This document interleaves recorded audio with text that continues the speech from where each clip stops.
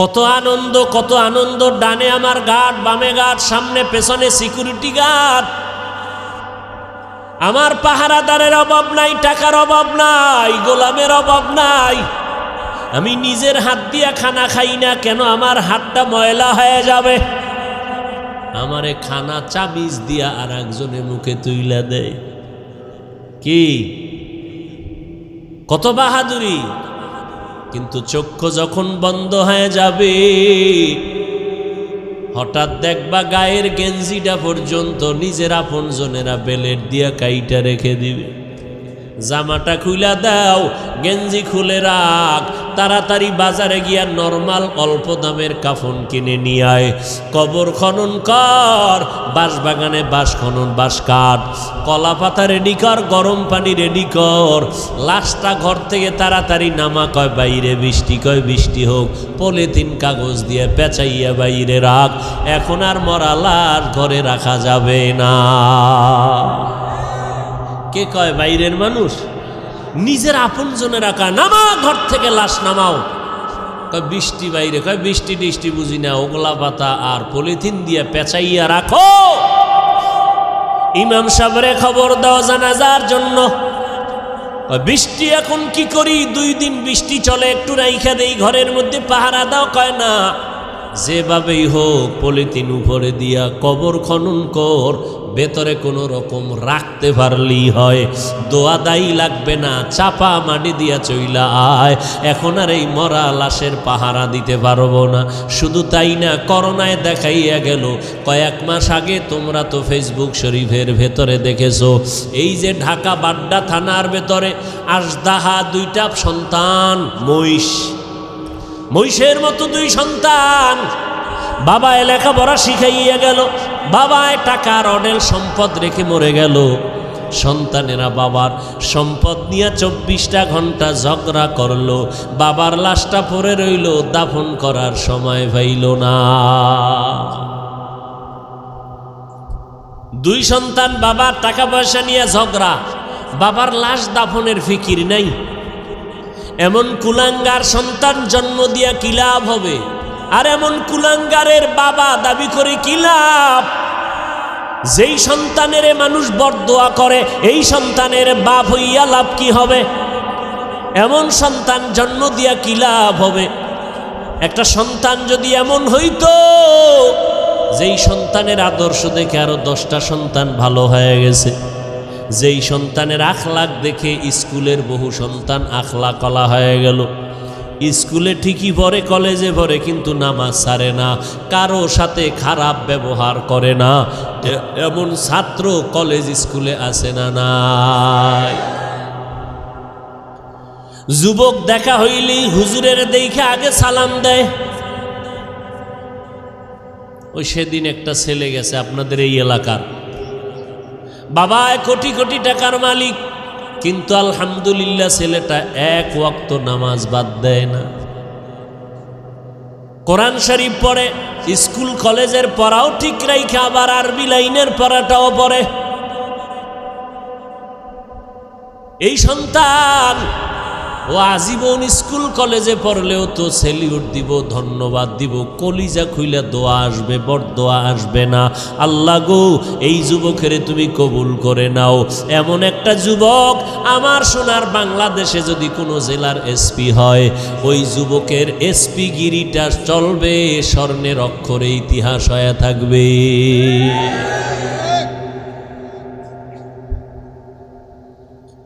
আল্লাহ পাক বলেন, আমি মুমিনদের চাই বিনা হিসাবে জান্নাত দিতে, কারণ একটা সেকেন্ড হাসরের মাঠে দাঁড়ানোর ক্ষমতা কারো হবে না।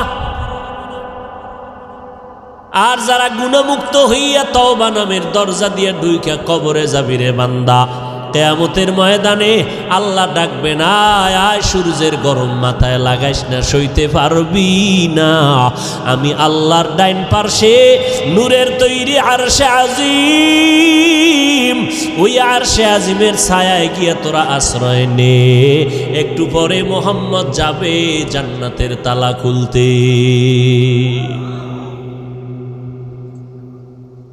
গুনামুক্ত যদি পিছনে গুনাহ করে ফেলছি, শয়তানের ধোকায়, নফসের ধোকায়। এরে যুবক, মানুষের অন্তরে অনেক শখ থাকে, শখ কি কয় আমি পার্কে যাবো, আল্লাহ কয় গেছো তো এবার ফিরে যা। মনের ভেতরে তোর শখ ছিল তুই আড্ডা দিবি নারীদের নিয়ে, দিছো এবার তওবা কর। মনের ভেতরে তোর শখ ছিল বিড়ি টানবি গাঞ্জা খাবি, খাইছো এবার তওবা কর। না হয় মহামারী তোরে এমন ভাবে আটকায় দিবে, মাকে মা বলে ডাক দেওয়ার টাইমও ভাবি না। রাতের বেলা মোবাইল চালাইয়া ঘুমাবি, সকাল বেলা মা আইসা দেখবে সন্তান জমিনে আর জিন্দা নাই। ও আল্লাহর বান্দারা, আমরা যারা টুপি পরলাম, দাড়ি রাখলাম, নামাজ পড়ি, পর্দা করি, হালাল খাই, কোরআন পড়ি, বলেন এই জমিনের মধ্যে কত বিধর্মীরা ইসলামের দুশ্মনী করে। কোরআন বন্ধ হয়ে যাক, মসজিদে তালা দেয়া হোক, মাদ্রাসা বন্ধ হয়ে যাক, ওয়াজ মাহফিল বন্ধ করে দাও, এমন চক্রান্ত নিয়ে বিধর্মীরা কাজে লিপ্ত হয়ে আছে। কেমনে মাহফিল বন্ধ করা যায়, মুসলমানের আওয়াজ বন্ধ করা যায়, মাদ্রাসা বন্ধ করা যায়, হাফেজ কোরআন বন্ধ করা যায়, মাহফিল বন্ধ করা যায়। এত দুশ্মনের মাঝেও আবার একদল তাদের সাথে গিয়া তাল মিলায়, ইসলামের ব্যানার লাগাইয়া এরা ওই মুনাফিক বেঈমানের সাথে গিয়া তাল মিলায় কয় ঠিকই আপনাদের পদক্ষেপ ঠিক আছে, এত ভালো ভালো না, তাবলিগে গিয়া লাভ নাই, তাবলিগটা বন্ধ করে দাও, চরমনাই গিয়া লাভ নাই, চরমনাই বন্ধ করে দাও, কোনো পীরের কাছে গিয়া লাভ নাই, আহলে হক পীর মাশায়েখের দরজায় তালা লাগাও, ওয়াজ মাহফিল বন্ধ করে দাও। এই রকম একদল মুনাফিক বেঈমানের সাথে তাল মিলাইয়া তাবলিগে যাইও না, চরমনাই যাইও না, দেওবন্দি কওমি মাদ্রাসায় যাইও না, ওই ওয়াজ মাহফিলে এদের সামনে বসবা না, আবু হানিফার মাযহাব অনুযায়ী চলিও না। এই রকম বলনেওয়ালা অন্তর খারাপ মানুষ আছে না নাই? আমি বলি ভাইজান আপনি কেন এগুলো বলতেছেন? ঠিক আছে আমি মূর্খ, মূর্খ হিসাবে একটা প্রশ্ন আপনাকে করি ভাইজান, আপনার কথা আমি 1 মিনিট মেনে নিলাম, চরমনাই যাব না, উজানি যাব না, বাহাদুরপুর যাব না, নানুপুর যাব না, আহলে হক কোনো পীরের কাছে যাব না, দেওবন্দে যাব না, কওমি মাদ্রাসায় যাব না, তাবলিগে যাব না। খবরদার, আপনার কথা 1 মিনিটের জন্য মেনে নিলাম। এইবার আমার মূর্খ হিসাবে আপনার কাছে দাবি, বলেন এই এই এই এই ঠিকানায় যাব না, তাহলে আমার তো আল্লাহ দরকার, আমার তো নবী দরকার, আমার তো মোনাজাতে কান্না দরকার, আমি গুনাহ থেকে মুক্ত হওয়া দরকার, আমি তো আমার হাতটাকে পবিত্র বানানো দরকার, আমি তো সুন্নাতওয়ালা পোশাক পরা দরকার। বলো এই এই ঠিকানায় যাব না, নতুন একটা ঠিকানা দাও যেখানে গেলে বয়ানে কান্না আসবে, দিলটা নরম হবে, আখেরাতের কথা স্মরণ হবে, দাড়ি বিহীনওয়ালা দাড়িওয়ালা হয়ে যাব, সুদখোরওয়ালা সুদ ছেড়ে দিব, বেপর্দাওয়ালা পর্দা করব, আল্লাহর নবীর সুন্নতের মালাটা গলায় লাগাবো। এমন একটা ঠিকানা আমাদের বলে দাও। এরা এদিকেও যাইতে দেয় না, ঠিকানাও নতুন দেয় না। তাহলে আমরা বুঝতেছি এরা আসলে আমাদের কল্যাণ চায় না, এরা বিধর্মীদের পা চাটা দালালি করে। এই যুবকেরা, সহজ কথা না বুঝলে আর কেমনে বুঝাবো? তাবলিগে যাব না, চরমনাই যাব না, আবু হানিফারে মানব না, কওমি মাদ্রাসায় যাব না, দেওবন্দির কাছে যাব না, সব ছেড়ে দিব।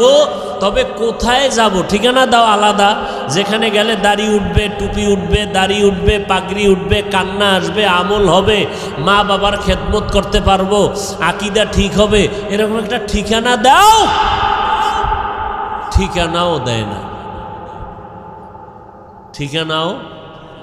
আর এরকম ঠিকানা আমরা তো দেখিও না যে চরমনাই, তাবলিগ, দেওবন্দি, কওমি, উজানি, বাহাদুরপুর, নানুপুর, হক্কানি পীর মাশায়েখ ছাড়া ভণ্ডটণ্ড যেটি আছে এদের কাছে গেলে যে দাড়ি উঠবে, কান্না আসবে, এরকম একটা জায়গাও বাংলাদেশে আমি দেখি না।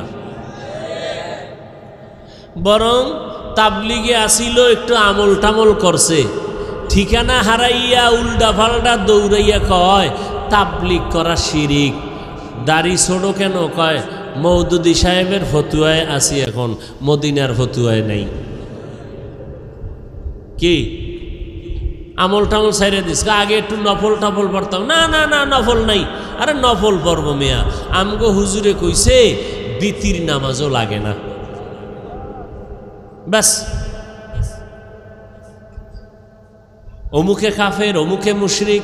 আরে বাপরে বাপ, এটা কাফেরের কন্ট্রাক্টারই লইছে, আছে না নাই? কাফের কইতে জিব্বায় মোটেও বেরেক নাই। এগুলো কেন? আল্লাহর ভয় অন্তরে না থাকলে এগুলো হয়। আরে আমরা আমগো বিপরীত লাইনে যারা আমগো খালি গালি দেয় মোহাব্বতে বিসমিল্লা সারা, পাঁচকল্লি ছিঁড়ে ফেলে দাও, এটা মুসলমানের টুপি না। এইভাবে বলার পরেও আমরা কখনোই অশালীন কথা বলি নাই, বলছি। অথচ আমাদের বড় বড় ব্যক্তি যারা বুজুর্গ, এদের নাম নিয়ে নিয়ে আহা কি বলবো, আল্লাহ হেদায়াত দান করুন। সব ভেজাল থেকে মুক্ত হওয়ার একটাই মাত্র পথ। কি পথ? গেছে, ভুলে গেছে কি? তওবা করে আবার তওবা ভাঙ্গিলাম,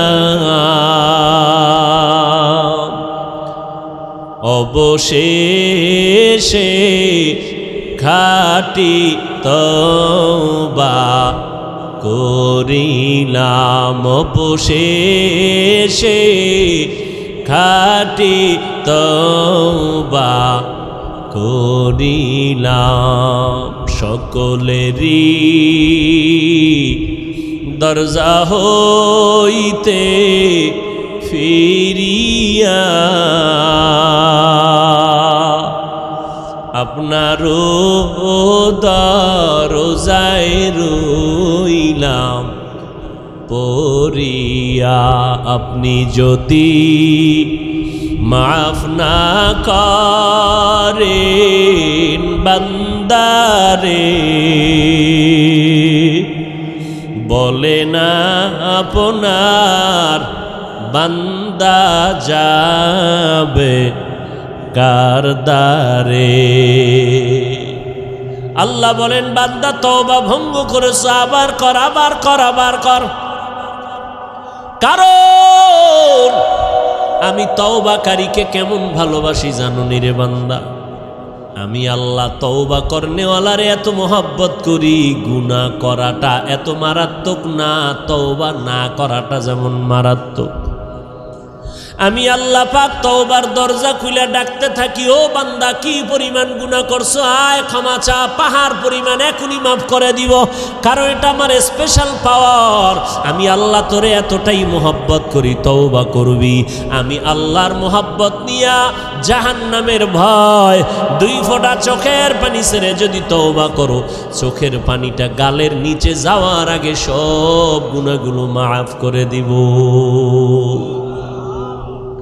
ও আল্লাহর বান্দা, যুবক ভাইরা, বৃদ্ধ বাবাজিরা, পর্দার আড়ালের মা বোনেরা, আজ আমরা টুপি মাথায় দিলাম, আল্লাহকে দেখি নাই, নবীরে দেখি নাই, কোরআন পড়ে দেখলাম, হাদিস পড়ে দেখলাম, আজও পর্যন্ত কোরআনের একটা ভুল কেউ বের করতে পারে নাই, পারল নি।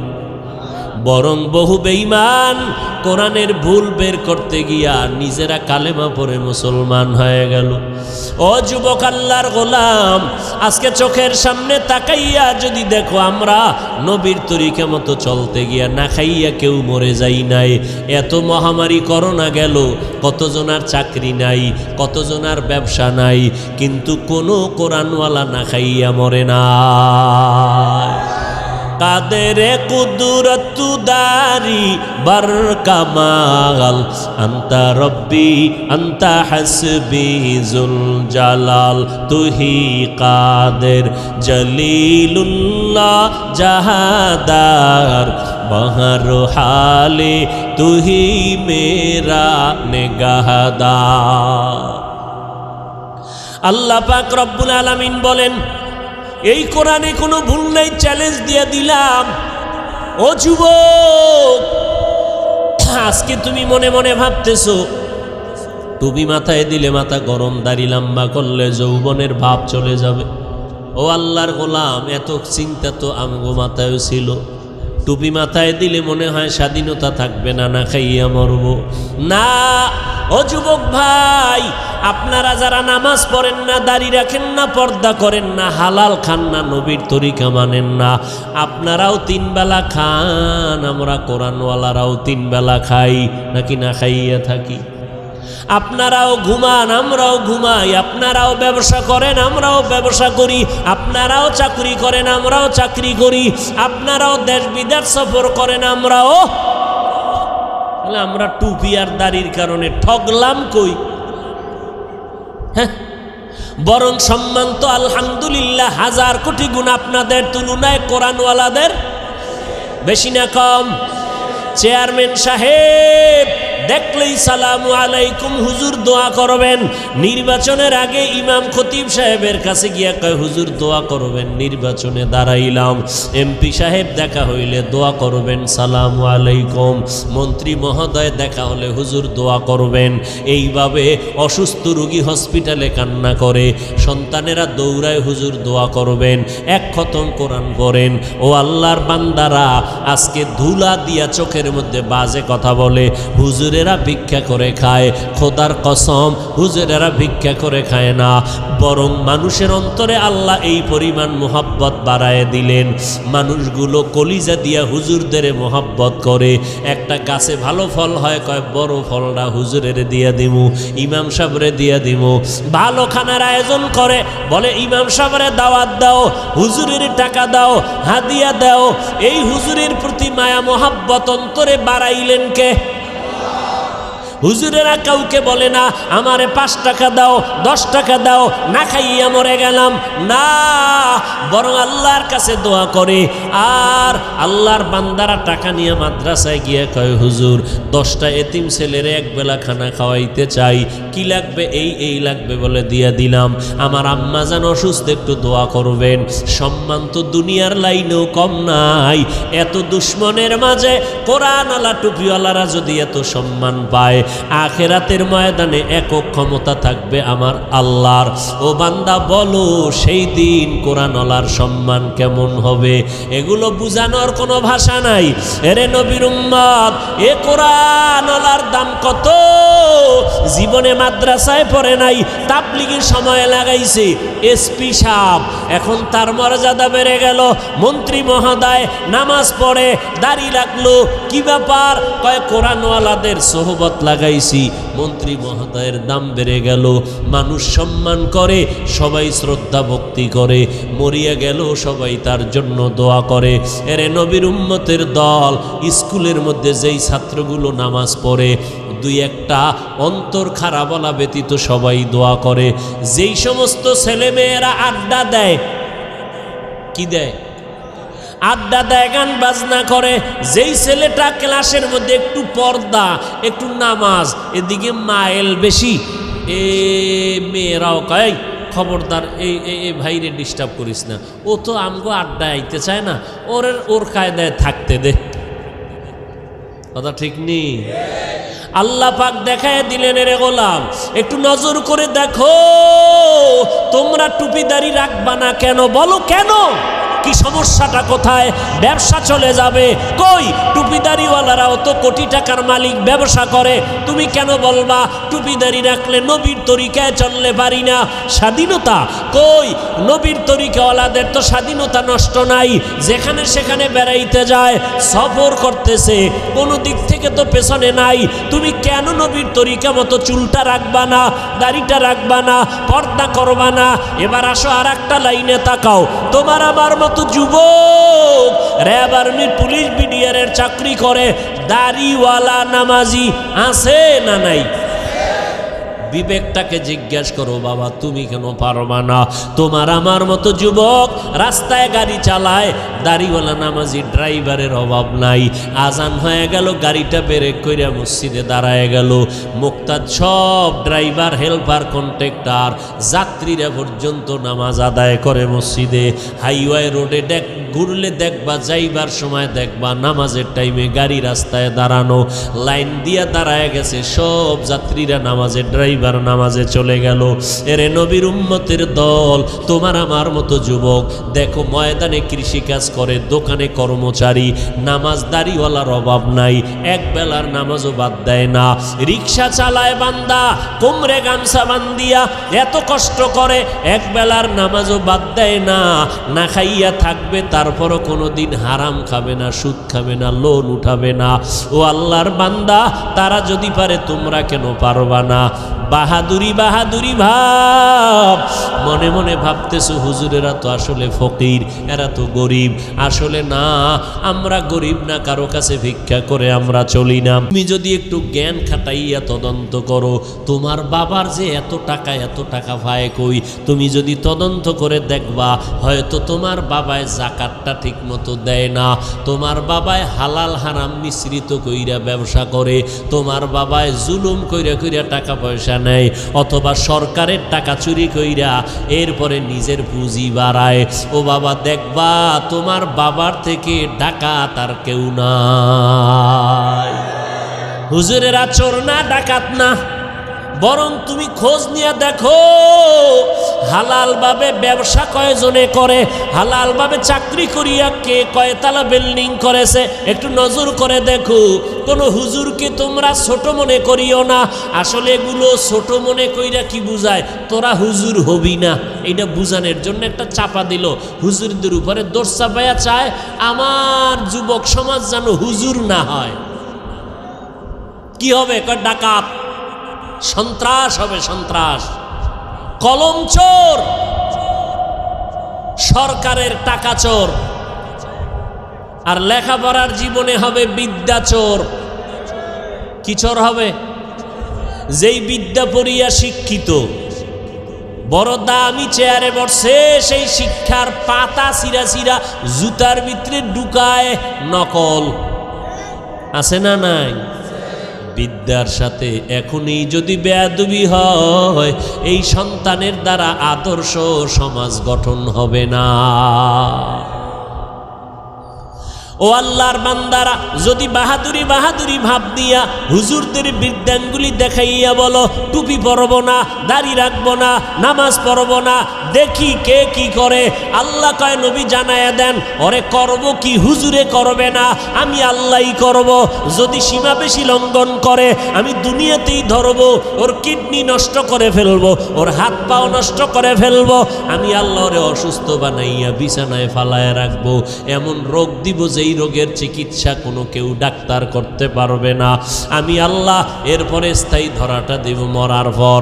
কেমন? ওই কবরে যেদিন সাদা কাপনের প্যাকেট হইয়া যাবি রে বান্দা, কে পীর সাহেব, কে মুরিদ, কে বাবা, কে সন্তান, কে ডাক্তার, কে রোগী, ভেদাভেদ নাই। ওই কবরে যদি বান্দা যাওয়ার পর ডানে বামে উপরে নিচে সামনে পেছনে মাটি আর মাটি, অন্ধকার, পাড়াইয়া পাড়াইয়া মাটি দিল, মাথার মুষ্টি পায়ের মুষ্টি খোলা, দুইজন ফেরেশতা কবরে আসবে তিনটা প্রশ্ন করার জন্য। রবের পরিচয় দাও, ধর্মের পরিচয় দাও, রাহমাতুল লিল আলামিনের পরিচয় দাও।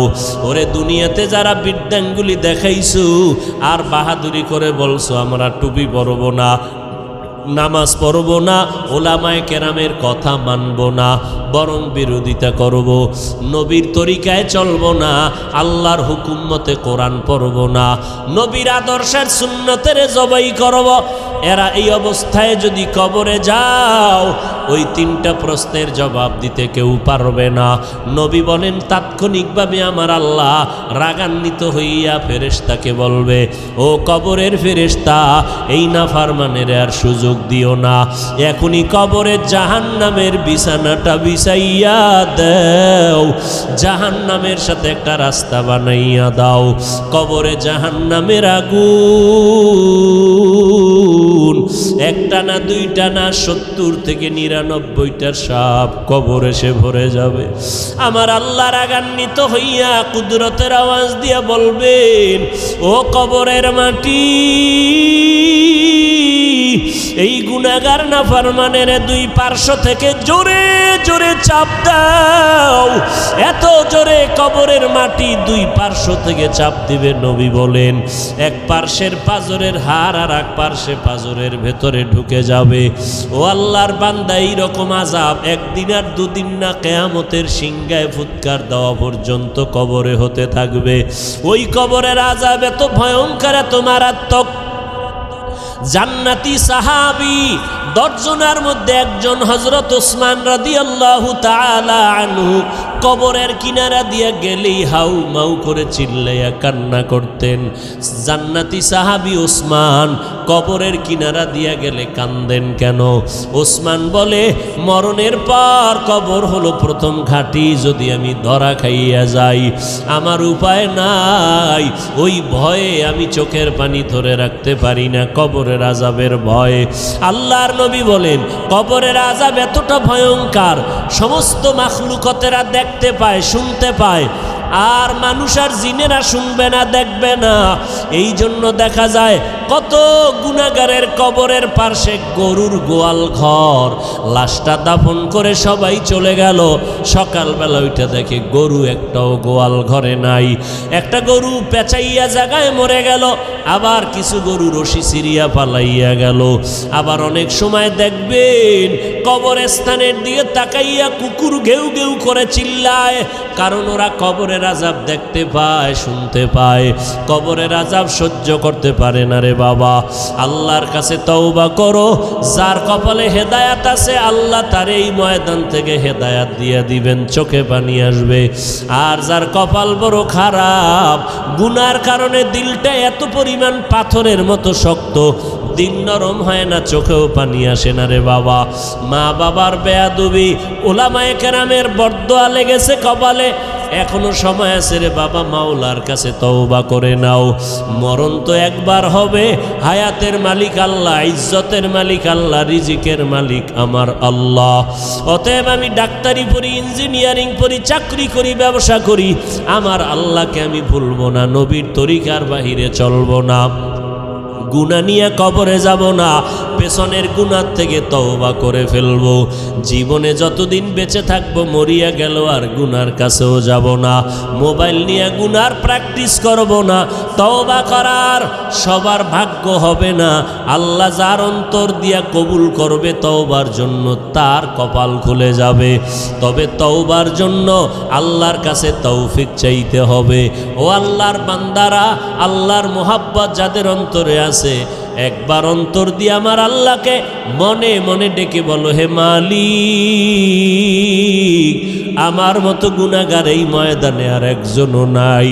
আমাকে মানুষ কত মাওলানা, হুজুর বলিয়া সম্বোধন করে সম্মানের চেয়ারে বসাইল। কত মানুষ আইসা দোয়া চায়, পানি পরা নেয়, হুজুর আমার মা অসুস্থ, একটু পানিতে দম করে দেন, আমার মা যেন সুস্থ হইয়া যায়। ওরে কত মানুষ সম্মান আর ভক্তি শ্রদ্ধা করিয়া দোয়া নিল, অথচ আমি আমার আমল নামার দিকে তাকাইয়া দেখলাম আমার মতো গুনাহগার এই ময়দানে আর কেউ নাই। গুনার কারণে আমার হাত না পাক, আমার চোখ না পাক, আমার জিহ্বা না পাক, আমার অন্তর না পাক। ও আল্লাহর বান্দা, তওবার নিয়ত করো, আল্লাহর কাছে বলো, হে আল্লাহ, এই ময়দান থেকে তওবা ওয়ালা নসিব করিয়া ফিরাইয়া দেন। আর জীবনে নামাজ ছাড়বো না, বেপরদায় চলবো না, মা বাবারে কষ্ট দিব না, ওলামায়ে কেরামের বিরুদ্ধে যাব না, দেশ ও জাতির বিরুদ্ধে কোনো ষড়যন্ত্র করব না। যাদের অন্তরে কোনো নেফাকি নাই, দুর্বলতা নাই, অন্তর পাক্কা নিয়ত তওবা করার মতো, তাদেরকে অনুরোধ করে বলবো, আল্লাহর মোহাব্বতে খাঁটি তওবার নিয়তে দুটো হাত আল্লাহকে দেখাইয়া দেই। আয় আল্লাহ, আমাদের হাতগুলো কবুল করে নেন, তওবা কবুল করে নেন, তওবার উপরে মজবুত হইয়া চলার মতো তৌফিক দান করেন, আমিন।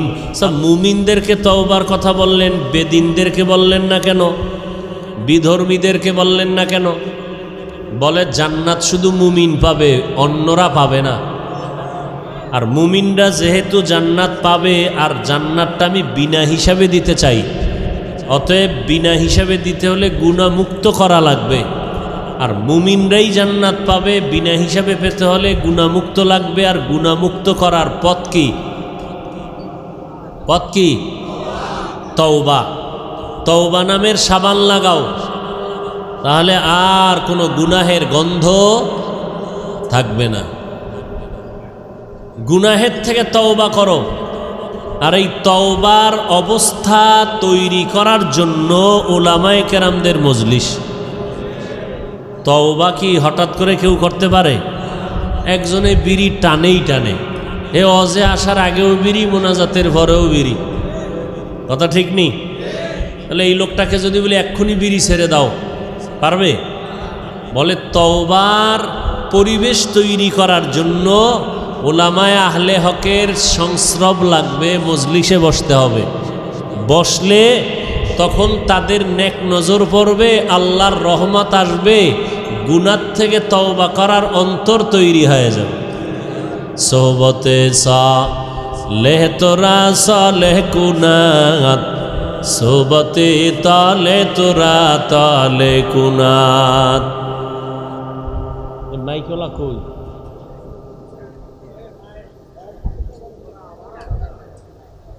বুঝে না কিছু?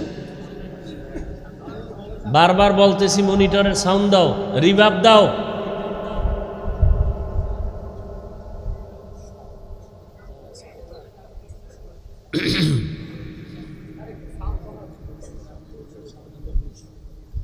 আল্লাহ ওয়ালাদের সোহবতে গেলে নবীজি বলেন মুর্দা দিল জিন্দা হয়। কি দিল জিন্দা হয়? জোরে খান। খারাপ লাগতেছে? ঘুমাইবেন? বাঙালির ঘুম আছে? গজবের মোবাইল কেড়ে নিয়েছে ঘুম কি? আর এখন যে গরম, এ যুবকেরে এসিতে দিলেও ঘুমাইব না। হে আরো আরামে বলবে আমার মোরা খাবারটা ঠিক মতো হবে। ঘুমায় না, ঘুমাইব ফজরের পর, তাহাজ্জুদ পইরা এরপর ঘুমাবে। আল্লাহ হেদায়াত দান করুন। তাহলে মোবাইল চালাইয়া কত রাত কাটাইলি রে যুবক? আল্লাহর কোরআনের বাগানে যদি একটা রাত কাটাও আর কবুলি যদি হইয়া যায়, জান্নাতে ঢুকতে আর কোনো টিকিট লাগবে না। এজন্য আল্লাহ ওয়ালাদের সোহবতে মজলিসে বসা খুব জরুরি। নবী বলেন লাভ কি? মুর্দা দিল কি হয়? কথা বলেন না কেন? قال النبي صلى الله عليه وآله وسلم عليك بمجالسة العلماء واسمع كلام الحكماء فإن الله لا يحيي القلب الميت بنور الحكمة كما يحيي الأرض الميتة بوابل المطر। পয়গম্বর বলেন, অতীতের একজন লোকমানে হাকিম, বড় দামি মানুষ, জ্ঞানী মানুষ, তার সন্তানকে উপদেশ দিতেছিলেন, ও সন্তান, উলামায়ে আহলে হকের মজলিসে বসো, তাদের হিকমতপূর্ণ কথাগুলো শ্রবণ করো। কি লাভ হবে?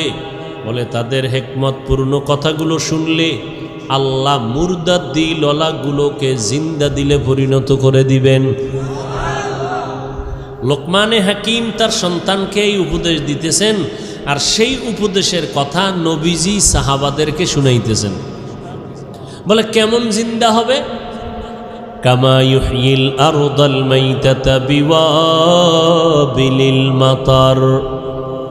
নবীজি বলেন, উম্মত, সূর্যের গরম তাপে জমিনটা যেমন শুকাইয়া ফাটল ধরে যায়, চাষাবাদের ক্ষমতা থাকে না, ফসল উৎপাদনের ক্ষমতা হারিয়ে ফেলে, হঠাৎ ওই শক্ত জমিনের মধ্যে রব্বুল আলামিন যখন আবার রহমতের বৃষ্টি দান করেন, ওই শক্ত জমিন এতটা দুর্বল আর নরম হয়, যেই জমিন ফসল উৎপাদনের ক্ষমতা হারিয়ে ফেলেছিল, আল্লাহর রহমতের বৃষ্টির কারণে ওই জমিন এখন ফসলের জন্য উর্বর হয়ে গেল।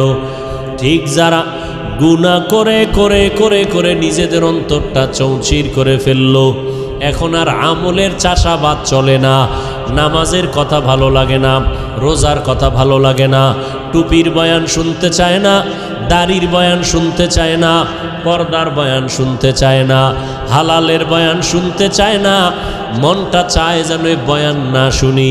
আওয়াজ কমাইয়া দাও, মাইকের আওয়াজ কমাইয়া দাও, ওয়াজের আওয়াজ বন্ধ করে দাও। কেন? বলে আমার ক্ষতি হয়, বাচ্চার ক্ষতি।